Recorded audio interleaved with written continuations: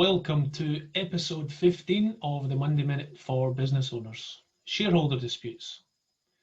Disputes happen in all walks of life, business, family, personal, all sorts of areas, and it's something that most of us are probably used to.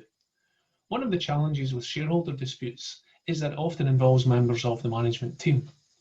Can they work together going forward? Has the relationship broken down?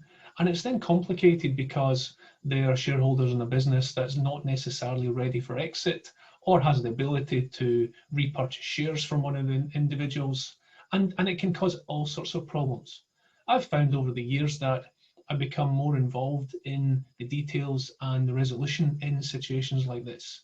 And for me, yes, we look to the legal documentation that was set up in the first place. You know, one of the keys for any business relationship is making sure you've got a proper investment agreement, shareholder agreement, and articles of association. And hopefully you put them in a cupboard or leave them stored on your laptop until that day when you're looking to exit. Unfortunately, as we know, life doesn't work that way, and disputes happen. I've been involved in a couple of disputes recently, and they were situations where people were just pulling in different directions. They had different visions for the business, and they had certain things that they wanted to do and certain things that they didn't want to do. And for me, I like to look at that in three different ways. The first one is, what does the legal documentation say? You know, what did we prescribe at the start would happen in the event of a dispute? Understand that and have a discussion with both parties. Secondly, I like to look at what's actually fair and equitable here.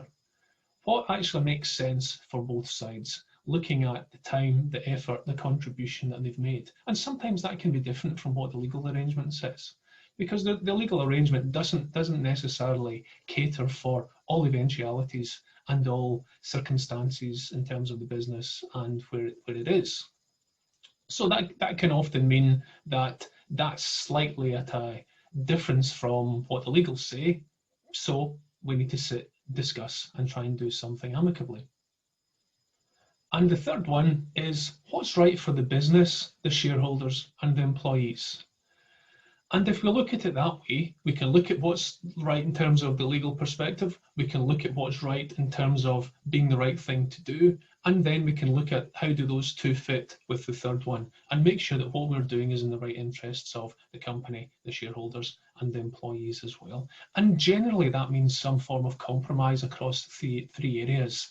And if we've got a situation where people have worked together and we've got someone who's brokering a deal, and in that situation, that's usually me in terms of the role that I'm playing in these situations, I find that can work fairly well. And in the two that I've been involved in recently, we have moved away from what was prescribed in the legal documentation because it didn't necessarily cater for the circumstances at that particular time. Spoken to both sides in both of the situations, and we've agreed that something slightly different works. And that's been fantastic because it shows a willingness. It shows an ability to compromise and to do something right going forward. And in both of those situations, the exiting shareholder has left probably with a more enhanced equity stake than they would have, because they have agreed to do certain things to assist the business going forward. And the remaining shareholders and the management team who are left are happy with that. So for me, if we can get a deal where everyone's happy, then that's a fantastic situation. That's a fantastic result.